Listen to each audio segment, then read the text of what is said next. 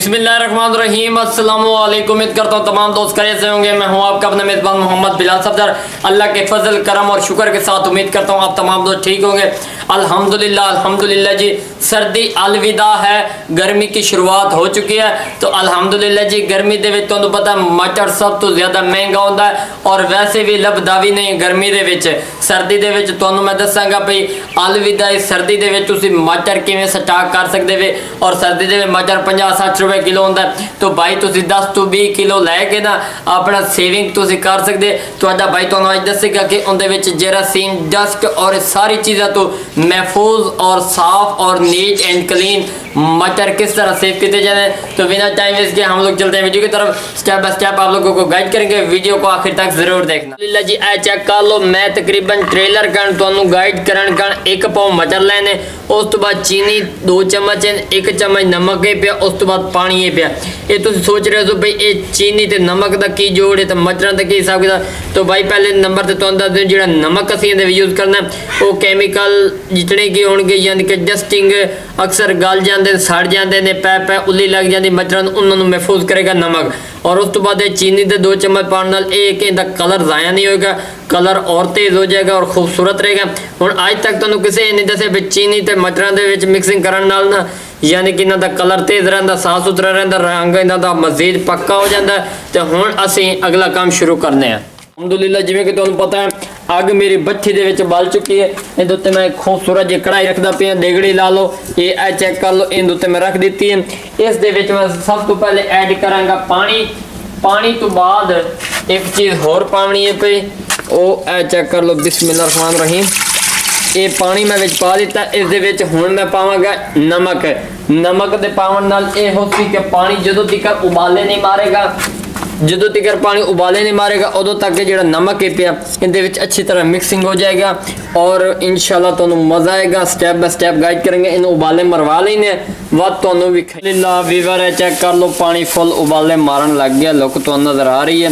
हुण मैं विच चीनी पैंदा पे, बिस्मिल्लाहिर्रहमानिर्रहीम। 1 चम्मच के बराबर इहदे विच चीनी पाई है। चीनी उस टाइम पानी है जिस टाइम फुल पानी उबाले मार रहा हो, ताकि चीनी थोड़ी जबरदस्ती नमक की तरह इहदे मेल्ट हो जाए। ये टिप्स एंड ट्रिक्स जोड़े अक्सर लोगों को पता नहीं चलता और लोग इन फॉलो भी नहीं करते।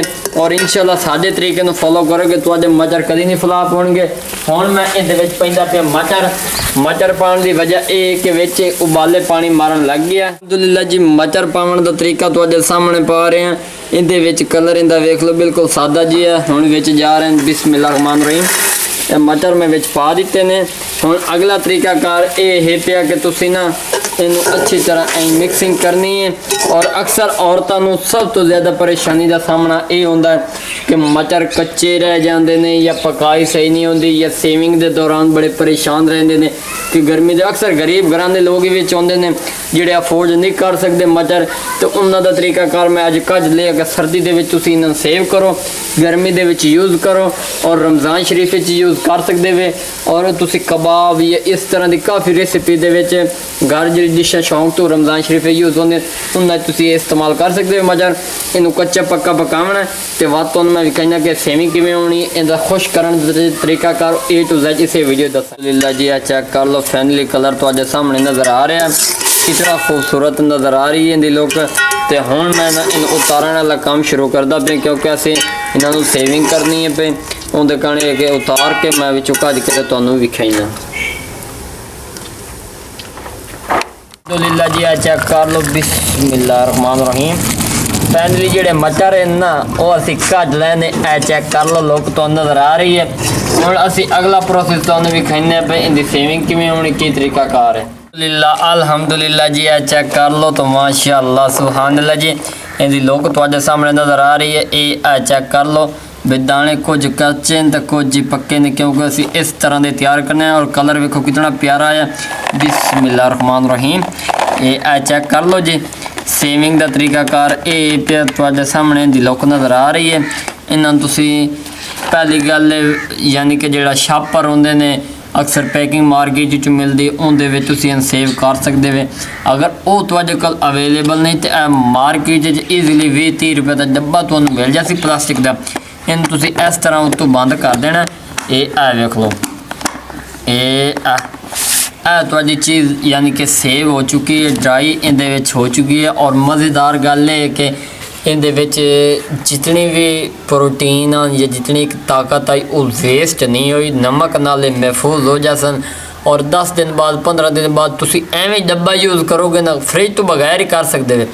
ਇਹ ਫ੍ਰੀਜ਼ ਹੀ ਤੁਸੀਂ ਰੱਖ ਲਓ ਤਾਂ ਬਿਹਤਰ ਹੈ, ਨਹੀਂ ਹੈ ਤਾਂ ਕੋਈ ਮਸਲਾ ਨਹੀਂ, ਤੁਸੀਂ ਘਰ ਦੇ ਵਿੱਚ ਕਿਸੇ ਜਗ੍ਹਾ ਤੇ ਈਜ਼ਲੀ ਰੱਖ ਸਕਦੇ ਹੋ। ਉਹਦੀ ਰੀਜ਼ਨ ਇਹ ਹੈ ਕਿ ਇਹਦੇ ਵਿੱਚ ਸਮੈਲ ਨਹੀਂ ਆਏਗੀ ਔਰ ਨਾ ਹੀ ਉੱਲੀ ਲੱਗੇਗੀ। ਅਕਸਰ ਮੱਛਰਾਂ ਨੂੰ ਉੱਲੀ ਲੱਗ ਜਾਂਦੀ ਦਾਣੇ ਨਾਲ, ਦਾਣਾ ਅਗਰ ਪਿਆ ਹੋਵੇ ਤਾਂ। ਭਾਈ ਮੇਰੇ ਉਹਦਾ ਰੀਜ਼ਨ ਇਹ ਹੈ ਕਿ ਅਸੀਂ ਇਹਨਾਂ ਨੂੰ ਉਬਾਲਾ ਦਿੱਤਾ, ਵਿੱਚ ਨਮਕ ਦਾ ਇਸਤੇਮਾਲ ਕੀਤਾ, ਚੀਨੀ ਦਾ ਇਸਤੇਮਾਲ ਕੀਤਾ, ਚੀਨੀ ਦਾ ਕਲਰ ਚੇਂਜ ਕਰ ਦਿੱਤਾ। ਔਰ ਜਿਹੜਾ ਨਾ ਨਮਕ ਨਾਲ ਇੱਕ ਕੈਮੀਕਲ ਜਾਂ ਕੋਈ ਜੇ ਗੰਦਗੀ ਵਗੈਰਾ ਇਹਨੂੰ ਇਸਤੇਮਾਲ ਨਹੀਂ ਹੋਏਗੀ। उम्मीद है ਤੁਹਾਨੂੰ ਇਹ ਵੀਡੀਓ ਪਸੰਦ ਆਏਗੀ। अपना ढेर सारा ख्याल रखना। एक नई वीडियो मुलाकात होगी। अल्लाह हाफिज़।